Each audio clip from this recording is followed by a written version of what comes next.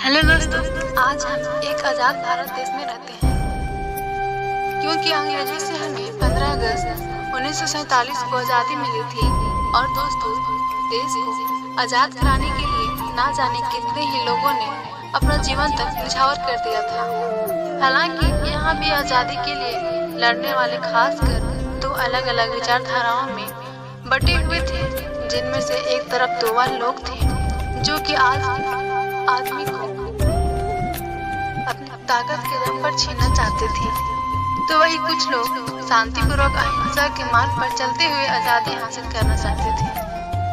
और दोस्तों, इन हिंसक वाले लोगों में से एक थे राष्ट्रपिता कहे जाने वाले मोहनदास करमचंद गांधी। देखिए दोस्तों, हम सभी को ये पता है कि जो महात्मा गांधी है उनका नाम मोहनदास करमचंद गांधी है, लेकिन आमतौर पर सब उसे महात्मा गांधी के नाम से जानते हैं। और दोस्तों, गांधी जी भारतीय इतिहास के वह व्यक्ति हैं जिन्होंने देश हित के लिए अंतिम सांस तक लड़ाई की है। और उन्हीं की तरह हजारों वीरों की वजह से हमारा देश 1947 में आजाद हो सका था। तो दोस्तों, आज के इस वीडियो में हम भारत के सबसे लोकप्रिय लोगों में से महात्मा गांधी के जीवन के बारे में जानेंगे। किस तरह से आखिर अहिंसा के मार्ग पर चलने वाले गांधी जी ने अंग्रेजी हुकूमत को हिलाकर रख दिया। तो दोस्तों, इस कहानी की शुरुआत होती है 2 अक्टूबर 1872 से, जब गुजरात के पोरबंदर शहर में महात्मा गांधी जी की जन्म हुआ था। उनके पिता का नाम करमचंद गांधी और मां का नाम पुतलीबाई था। हालांकि भले ही गांधी जी पोरबंदर शहर में पैदा हुए थे, लेकिन जन्म के कुछ साल बाद ही उनका पूरा परिवार राजकोट में रहने लगा था। और फिर गांधी जी की शुरुआती पढ़ाई भी वहीं से हुई थी। और दोस्तों, 9 साल की उम्र में पहली बार स्कूल जाने वाले गांधी जी शुरू से ही काफी शर्मीले थे और वह बचपन से ही किताबों को अपना दोस्त मानते थे। और फिर आगे चलकर महज 13 साल की उम्र में उनकी शादी उससे 1 साल बड़ी लड़की से की गई थी, जिनका नाम था कस्तूरबा। दरअसल भारत में उस समय शादियां काफी छोटी ही उम्र में हो जाया करती थी। हालांकि आगे चलकर जब गांधी जी करीब 15 साल के थे, तब उनके पिता का निधन हो गया था। 1 साल बाद ही गांधी जी की पहली संतान भी हुई थी, लेकिन दुर्भाग्य से जन्म के कुछ समय बाद ही बच्चे की मृत्यु हो गई। और इस तरह से गांधी जी के ऊपर मानो दुखों का पहाड़ टूट पड़ा हुआ था। हालांकि इन कठिन परिस्थितियों में भी दादी जी ने खुद को संभाला और फिर 1887 में अहमदाबाद पेरों में हाई स्कूल की पढ़ाई पूरी की और फिर आगे चलकर कॉलेज की पढ़ाई करने के बाद अबे जोशी जी की सलाह पर गांधी जी ने लंदन जाकर लॉ की पढ़ाई की। हालांकि 1888 में गांधी जी दूसरी बार पिता बने और इसी वजह से उनकी मां नहीं चाहती थी कि वह अपने परिवार को छोड़कर कहीं दूर जाए, लेकिन कैसे भी करके उन्हें अपनी मां को मनाया। और फिर 4 सितंबर 1888 को लंदन पढ़ाई के लिए वह चले गए और फिर 1898 में पढ़ाई पूरी करके अपने वतन भारत वापस आ गए। हालांकि विदेश में पढ़ाई करने के बावजूद भी बारात आने पर उन्हें नौकरी के लिए काफी भागा की जरूरत पड़ी। और फिर 1893 में सदा अब्दुल्ला एंड कंपनी का नाम के एक भारतीय कंपनी में नौकरी मिली। हालांकि इस नौकरी के लिए उन्हें साउथ अफ्रीका जाना पड़ा था। और दोस्तों, साउथ अफ्रीका में बिताए गए साल गांधी जी के जीवन के सबसे कठिन समय में से एक था, क्योंकि वहां पर उन्हें भेदभाव का काफी सामना करना पड़ता था।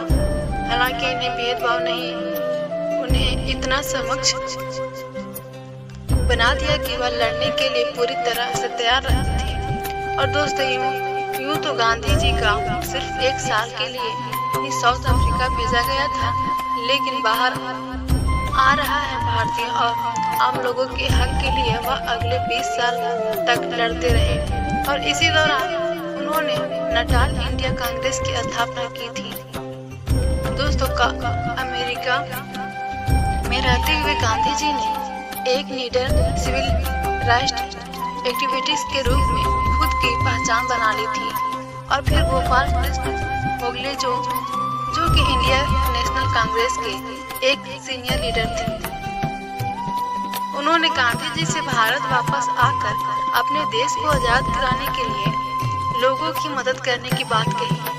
और फिर इस तरह से 1915 में गांधी जी भारत वापस आ गए और फिर यहाँ आकर उन्होंने इंडियन नेशनल कांग्रेस ज्वाइन करके भारत की आज़ादी में अपना सहयोग शुरू कर दिया।